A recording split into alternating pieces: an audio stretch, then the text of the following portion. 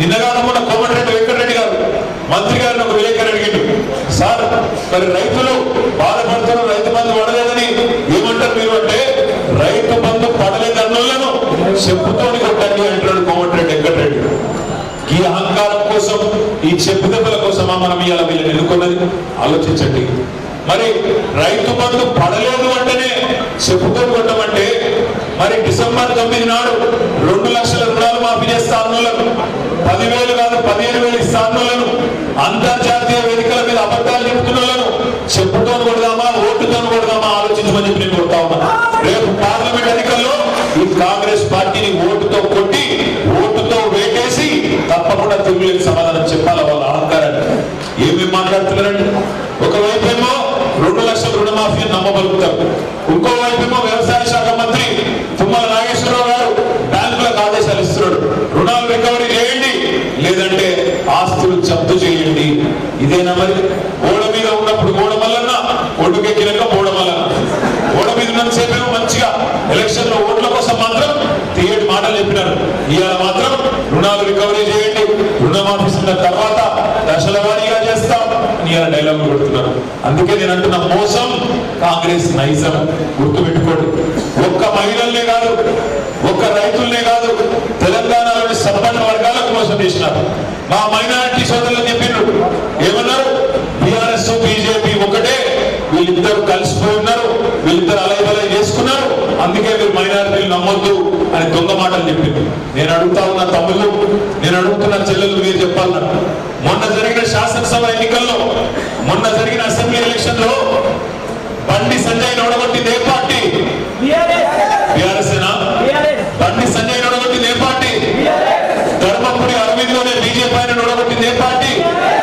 ఈటెల రాజేందర్ నొడగొట్టింది ఏ party? Raghunandan Rao నొడగొట్టింది ఏ party? Soyam Bapurao నొడగొట్టింది ఏ party? 5-6 Teesmaar ఖాన్లని బీజేపీలో చెప్పుకున్న వాళ్ళందరినీ ఓడగొట్టింది మనమే కదా. మరి మనకు వాళ్ళకి పుట్టెట్లుంటుంది నాకు అర్థం కాదు. వాళ్ళేమో ఓడగొట్టే తెలియలేదు కాంగ్రెస్ లో, వాళ్ళ మీద సరైన క్యాండిడేట్లను పెట్టారు, మళ్ళీ వారు లోపల లోపాయికారి ఒప్పందాలు కుదుర్చుకుంటారు. ఇలా చూడండి, ఎవరితో కలిసి ఉన్నారో ఆలోచించండి. వాళ్ళు ఏమంటారు?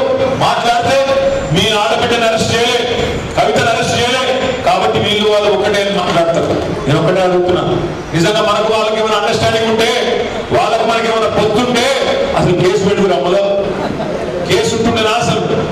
అయినా కవిత పోయి సుప్రీంకోర్టు పోయి స్టే తెచ్చుకున్నది నవంబర్ 22 దాకా. కానీ ఏం జరిగింది? నిజాం గడప దాటే లోపల అబద్ధం ఊరంతా తిరిగి వచ్చింది.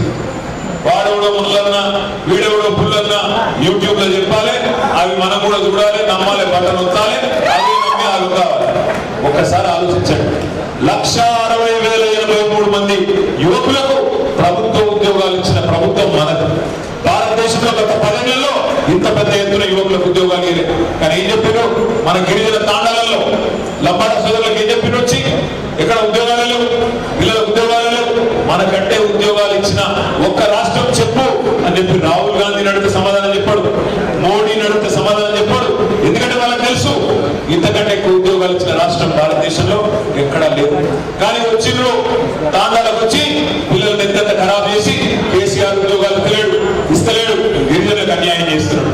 మనం తాండాలు పంచాయతీలు చేసింది ఎక్కడికో పోయింది, 6% రిజర్వేషన్ 10% చేసింది ఎక్కడికో పోయింది, పోడు భూములకు పట్టాలు ఇచ్చింది ఎక్కడికో పోయింది, 3 ఫేజ్ కరెంట్ ఇచ్చింది ఎక్కడికో పోయింది, మంచిగా సేవాలను జయంతిని అధికారికంగా చేసింది ఎక్కడికో పోయింది. ఇవన్నీ ఎక్కడికో పోయి ఇలాంటి పచ్చి అబద్ధాలు వాడెవడో యూట్యూబ్ లో వెదవ చెప్తే ఆ దాన్ని పట్టుకొని ఇవాళ మొత్తం ఆగమాగం చేసే పరిస్థితి. ఇంకొక మాట మీరు చూడండి, ఇదే కాంగ్రెస్ పార్టీ ఎలక్షన్లకు ముంగట ఏమన్నది? అదానీ దొంగ, అదానీ దుర్మార్గుడు, అదానీ అవినీతి పరుడు, అదానీ ప్రధాని వేరు కాదు, డబుల్ ఇంజన్ అంటేనే అదానీ ప్రధాని అని చెప్పి రేవంత్ రెడ్డి మాట్లాడాడు. అదేవిధంగా రాహుల్ గాంధీ మాట్లాడాడు. ఇక్కడ రాహుల్ గాంధీ ఏమో అదానీ చెప్తాడు, అక్కడ రేవంత్ రెడ్డి ఏమో స్విట్జర్లాండ్ పోయి అక్కడ చలి బాగుందని చెప్పి అదానీ గట్టిగా కౌలించుకొని 12,000 కోట్ల ఒప్పందం కుదుర్చుకున్నా అని సిగ్గు లేకుండా ఇలా ఒక్కోవైపు వాళ్ళ నాటకాలు. ఎవరితో కలిసి ఉన్నారు? అదానీ దొంగనా దొంగ కాదా చెప్పుని పని. రాహుల్ గాంధీ దొంగ అంటాడు, రేవంత్ రెడ్డి పోయి ఆయనతో అలాగే బలై చేసుకుంటాడు. ఎవరితో మ్యాచ్ ఫిక్సింగ్ చేసుకున్నారు? కాంగ్రెస్ బీజేపీ మంచి కనబడతలేదా మనకు అండర్స్టాండింగ్? ఇంకొక మాట, ఇక్కడ మీ పూడూరులో ఇప్పుడే ఆ వచ్చి ఒక విజ్ఞప్తి ఇచ్చినారు. మా పూడూరులో 12 లక్షల చెట్లు తీసేస్తారట. 3000 ఎకరాల అడవిని నాశనం చేసి అక్కడ రాడార్ అనేది పెడతారట. దీనివల్ల అక్కడ ఉండే పర్యావరణం దెబ్బతింటది, దీనివల్ల అక్కడ ఉండే పక్షులు దెబ్బతింటాయి, ప్రాణులు దెబ్బతింటాయి, అక్కడ రేడియేషన్ వల్ల జీవ వైవిధ్యం మొత్తం దెబ్బతింటది. అది వద్దు అనే మాట ఇవాళ ఇక్కడ వాళ్ళు చెప్తా ఉన్నారు.